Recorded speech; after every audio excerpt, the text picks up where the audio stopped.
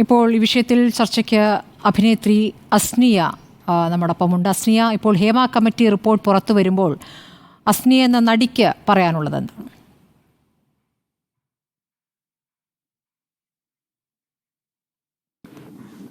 ഞാനിപ്പോൾ എൻ്റെ സിനിമയിലെ എൻ്റെ എക്സ്പീരിയൻസ് ഞാനിപ്പോൾ ഒരു ഫേസ്ബുക്ക് പോസ്റ്റിലൂടെ പങ്കുവച്ചിട്ടുണ്ടായിരുന്നു.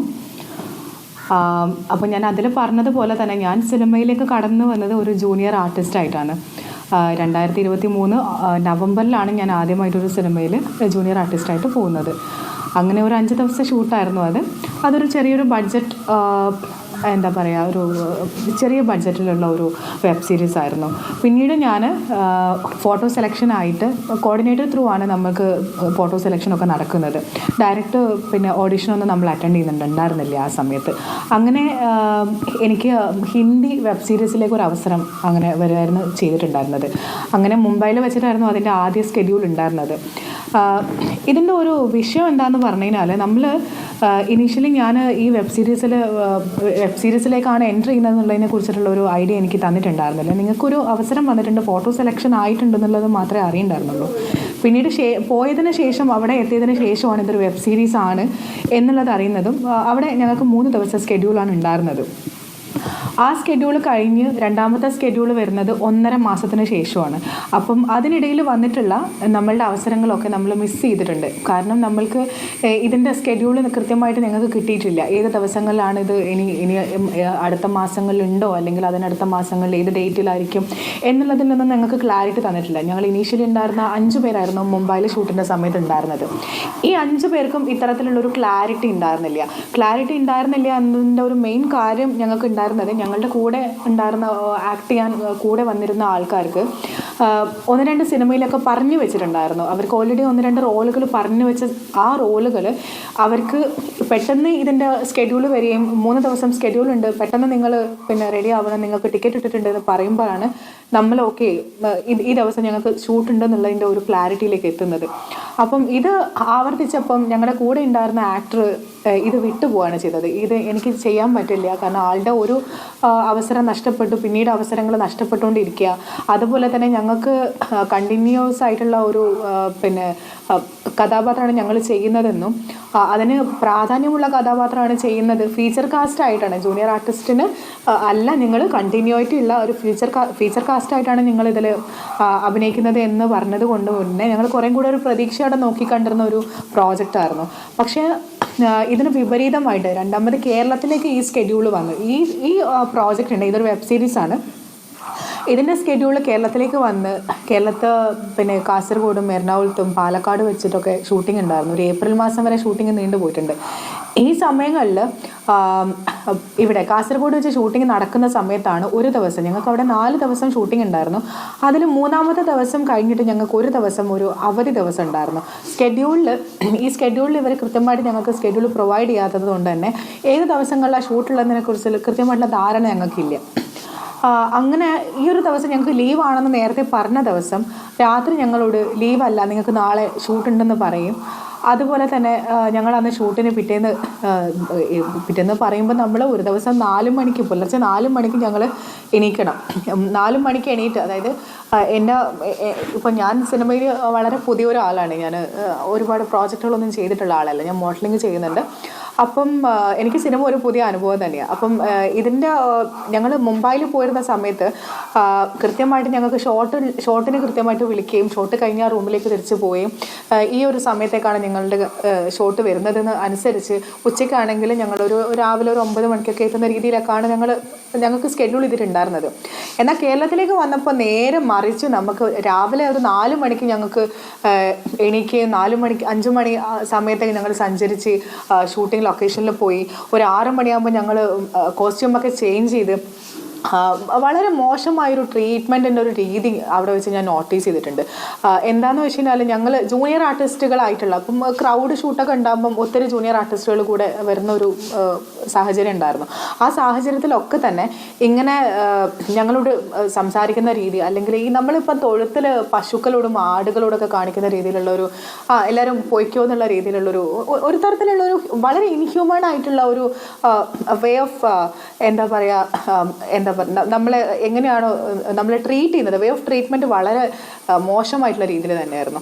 അതുപോലെ തന്നെ ഒരു ദിവസം ഞങ്ങളോട് ഈ ലീവുള്ള ദിവസം ഷൂട്ടുണ്ടെന്ന് പറഞ്ഞ് ആ ഷൂട്ടിന് വേണ്ടി ചെന്നപ്പം ഞങ്ങൾക്ക് വേറൊരു കോസ്റ്റ്യൂമായിട്ട് ഇട്ടിട്ടുണ്ടായിരുന്നു. ഞങ്ങളുടെ ക്യാരക്ടറിനൊരു ഫിക്സഡ് ആയിട്ടുള്ള ഒരു പാറ്റേൺ കോസ്റ്റ്യൂംസ് ഉണ്ട്. അപ്പോൾ ആ കോസ്റ്റ്യൂമിൽ നിന്ന് മാറിയിട്ടുള്ളൊരു കോസ്റ്റ്യൂം ഇട്ടപ്പം എന്താ ഇങ്ങനെ നമ്മളെ റോളിനുള്ള കോസ്റ്റ്യൂം ഇതല്ലല്ലോ എന്നുള്ളൊരു ആശങ്ക ഞങ്ങൾ കോർഡിനേറ്ററോട് പങ്കുവെച്ചു. അപ്പോൾ കോർഡിനേറ്റർ പറഞ്ഞത് നിങ്ങൾ ഏത് കോസ്റ്റ്യൂമാണ് പറയുന്നത് അത് നിങ്ങൾ ഇടുക. അപ്പോൾ ഞങ്ങൾ പറഞ്ഞു ശരി, ഞങ്ങൾ അല്ലാത്തതുകൊണ്ട് ചോദിച്ചാണെന്ന് പറഞ്ഞപ്പം അത് നിങ്ങൾ ഇന്ന് ആൾമാറായിട്ടാണ് ചെയ്യാൻ പോകുന്നത്, നിങ്ങൾ ഇന്ന് നിങ്ങളുടെ കഥാപാത്രം ഇന്ന് ഒളിച്ചു നിന്നിട്ടുള്ളൊരു ചിത്രീകരണമാണ് നടക്കാൻ പോകുന്നത്, അതുകൊണ്ട് നിങ്ങൾ ആൾ മാറിയിട്ടുള്ള ഒരു ഇതാണ് ചെയ്യുന്നത്. അപ്പോൾ ഞങ്ങളുടെ വെബ് സീരീസിൻ്റെ ഒരു എന്താ പറയുക, വെബ് സീരീസ് തന്നെ ഒരു ത്രില്ലറായിട്ടുള്ളൊരു സീരീസാണ്. അപ്പം അതിന് യോജ്യമായിട്ടുള്ള രീതിയിലുള്ള ഒരു കഥാപാത്രം ആണ്, അല്ലെങ്കിൽ അതിൻ്റെ നിർമ്മിതിക്ക് വേണ്ടിയിട്ടാണ് നമ്മൾ ഇങ്ങനെ ഒരു കാര്യം ചെയ്യുന്നതെന്നുള്ള ഒരു ഇതിലേക്കാണ് എത്തിയത്. അപ്പം നമ്മൾ കഥാപാത്രത്തോട് കാണിക്കുന്ന ഒരു കൂർ ഓട്ടോമാറ്റിക്കലി കാണിക്കുമല്ലോ. അപ്പം ഞങ്ങൾ ആ കോസ്റ്റ്യൂമൊക്കെ ഇട്ട് ഏകദേശം ഉച്ച വരെ വെയിലത്ത് ഒരു കുട പോലും ആ സമയത്ത് പ്രൊവൈഡ് ചെയ്തിട്ടില്ല ഞങ്ങൾ. പിന്നെ ഇത് ഞാൻ പറയാനുള്ളൊരു പ്രത്യേക കാരണം എന്ന് പറയുമ്പം അവിടെ 3 ദിവസം 4 ദിവസമൊക്കെ ഇതുപോലെ വെയിലത്ത് നിൽക്കുന്ന ഒരുപാട് ജൂനിയർ ആർട്ടിസ്റ്റുകളുണ്ട്. അവർക്കൊന്നും തന്നെ പ്രായമുള്ള ആൾക്കാരുണ്ട്, അതിൽ പുരുഷന്മാരും സ്ത്രീകളും ഒക്കെ ഉണ്ട്, കുട്ടികളുണ്ട്. ഇവർക്കെല്ലാം തന്നെ ഈ ഒരു നമ്മളിപ്പോൾ ഈ വേനലിൽ കഴിഞ്ഞ വെയിൽ നമുക്കറിയാം, നമുക്ക് എല്ലാവർക്കും അറിയുന്നതാണ് ഏത് ഡിഗ്രി വരെ ആ വെയിൽ പോയിട്ടുണ്ട്. അതികഠിനമായിരുന്ന ഒരു വേനൽക്കാലം നമുക്ക് കഴിഞ്ഞിട്ടുള്ളത്. അപ്പം അത് എന്താ പറയുക, ആ പൊരി വെയിലത്ത് നമ്മളെല്ലാവരും അതുപോലെ നിൽക്കുകയും എന്നാൽ ഞങ്ങളോട് വന്നിട്ട് ആവശ്യപ്പെട്ടത് നിങ്ങൾ മുഖം ഒരിക്കലും കാണിക്കരുത്, മുഖം ഒന്ന് തിരിച്ചു വെക്കണം, മുഖം കാണിക്കാതെ പിന്തിരിഞ്ഞിട്ട് നിങ്ങൾ ആക്ടിവിറ്റീസ് ചെയ്യുന്ന രീതിയിൽ ചെയ്താൽ മതി എന്ന് പറഞ്ഞു. അപ്പോൾ ഇതിങ്ങനെ കണ്ടിന്യൂ ചെയ്തു. എനിക്കത് പീരിയഡും ആയിരുന്നു. അപ്പം എനിക്ക് അതിൻ്റെ ബുദ്ധിമുട്ടുകളുണ്ട്. ഒത്തിരി വെയിൽ കൊണ്ട് നിൽക്കുമ്പോൾ നമുക്ക് എന്താ പറയുക, ശാരീരികമായ അസ്വസ്ഥതകളൊക്കെ ഉണ്ടാവാനുള്ള സാധ്യത ഉണ്ട്. അപ്പം ഞാനത് പറയുകയും ചെയ്തു. അപ്പം കൂടെയുള്ള കുട്ടികളൊക്കെ ഇതുപോലെ എന്താ പറയുക, ആണുങ്ങൾക്ക് ഷർട്ട് ഉണ്ടായിരുന്നില്ല. അപ്പം നല്ല വെയിൽ കൊണ്ടിട്ടുണ്ടാവും, അറിയാമല്ലോ. അപ്പം ഇത് കുറച്ച് കഴിഞ്ഞപ്പോഴാണ് എനിക്കിതിൻ്റെ സീരിയസ്നെസ്സും അറിയില്ല, ഞാൻ ഈ സിനിമയിൽ പുതിയതാണല്ലോ. കുറച്ച് കഴിഞ്ഞപ്പോഴാണ് കൂടെയുള്ള ആൾക്കാരും വന്നിട്ട് പറയുന്നത്, നമ്മൾ സത്യത്തിൽ നമ്മളെ റോളല്ല ചെയ്തിട്ടുള്ളത്, നമ്മൾ ജൂനിയർ കാസ്റ്റിൻ്റെ റോളാണ് ചെയ്തിട്ടുള്ളത്. ഇന്ന് നമുക്ക് ലീവ് ആയതുകൊണ്ട് നമ്മളിതിലേക്ക് കാസ്റ്റ് ചെയ്തതാണ്. അപ്പോൾ ഒരു സാമാന്യമായിട്ട് നമ്മൾക്ക് അടിസ്ഥാനപരമായിട്ട് നമ്മൾക്ക് പ്രൊവൈഡ് ചെയ്യേണ്ട ഒരു ഇൻഫർമേഷൻ ഉണ്ട്, നിങ്ങൾ ഇന്ന ക്യാരക്ടറാണ് ചെയ്യാൻ പോണത് എന്നുള്ളതിൻ്റെ ഒരു അത് ഞങ്ങൾക്ക് നിഷേധിക്കപ്പെട്ടിട്ടുണ്ട് ആ സമയത്ത്. അപ്പോൾ ഞാൻ അതിനെ ക്വസ്റ്റ്യൻ ചെയ്തു. ഞാൻ അയാളെ കോർഡിനേറ്ററെ വിളിച്ചിട്ട് ഞാൻ പറഞ്ഞു, നിങ്ങൾ ഇങ്ങനെ ഒരു കാര്യം ചെയ്തത് വളരെ മോശമായിട്ടുള്ള കാര്യം, നിങ്ങൾക്ക് ഞങ്ങളോട് പറയേണ്ട ഒരു ബാധ്യതയില്ലേ. അപ്പം ഞാൻ അയാളടുത്ത് എന്താ പറയുക, വളരെ പിന്നെ റൂഡായിട്ട് സംസാരിക്കുന്നു അല്ലെങ്കിൽ കുറച്ച് പൊട്ടിത്തെറിക്കുന്നു എന്ന് കണ്ടപ്പോൾ അയാൾ ഓട്ടോമാറ്റിക്കലി ഇന്നത്തെ ഷൂട്ട് കഴിഞ്ഞു, പോവാം എന്നുള്ള രീതിയിലേക്ക് അതിനെ കൺവേർട്ട് ചെയ്ത് പിന്നീട് അയാളോട് ഞാൻ പല പ്രാവശ്യം ഇതിനെക്കുറിച്ച് ചോദിച്ച സമയത്തെല്ലാം അയാൾ പറഞ്ഞത്, അത് അസിസ്റ്റന്റ് പറഞ്ഞത് എന്താണോ അതാണ് ഞാൻ ചെയ്തിട്ടുള്ളത്. അയാൾക്ക് കൃത്യമായിട്ട് ഇതിനുള്ള ഒരു ബാധ്യതയുണ്ട്. അയാൾക്ക് കൃത്യമായ പ്രതിഫലം പിന്നീട് കിട്ടിയിരുന്നോ? ഈ വെബ് സീരീസിന് പ്രതിഫലം കിട്ടിയിരുന്നോ? ചെയ്യുമ്പോൾ ഇത് മലയാളികൾ തന്നെയാണോ അതിന് പിന്നിലുണ്ടായിരുന്നത്, സംവിധായകരും പ്രൊഡ്യൂസറും ഒക്കെ അടക്കം? അതായത് അതായത് ഇതിൻ്റെ പ്രൊഡക്ഷൻ ഹിന്ദി പ്രൊഡക്ഷനാണ്, നമുക്ക് അറിയുന്നത് പോലെ. ഞാനത് എൻ്റെ പോസ്റ്റിൽ തന്നെ പ്രതിപാദിച്ചിട്ടുണ്ട്, യശ്രാജ് പ്രൊഡക്ഷനാണ്. പക്ഷെ അവർക്ക് കൃത്യമായിട്ട് ഇതിനെക്കുറിച്ചൊന്നും വിവരങ്ങളില്ല. കാരണം അത് കേരളത്തിലെ ലൈൻ പ്രൊഡക്ഷനായിട്ട് കോർഡിനേറ്റ് ചെയ്തിട്ടാണല്ലോ അവർ കേരളത്തിലോട്ട് വരുമ്പോൾ അവിടെ സെറ്റ് ചെയ്യുന്നതും കാര്യങ്ങളൊക്കെ ചെയ്യുന്നത്. അപ്പം അവർ ത്രൂ ആണ്, ഈ ലൈൻ പ്രൊഡക്ഷനാണ് നമ്മളുടെ കോർഡിനേറ്റർ ത്രൂ പിന്നെ ജൂനിയർ കാസ്റ്റിനെയൊക്കെ ചെയ്യുന്നത്. ഈ ഇൻഫർമേഷനൊക്കെ എനിക്ക് പിന്നീട് മാത്രമാണ് അറിഞ്ഞിട്ടുള്ളത്. കാരണം എനിക്ക് ഇതിൻ്റെ സ്ട്രക്ചറിനെ കുറിച്ച് വലിയ ധാരണ ഉണ്ടായിരുന്നില്ല. അപ്പം ഈ ഒരു എന്താ പറയുക, ഞങ്ങളിങ്ങനെ ഒരു പേയ്മെൻറ്റിൻ്റെ കാര്യത്തിൽ വളരെ ഷോർട്ട് പേയ്മെൻറ്റാണ് നമുക്ക് തരുന്നത്.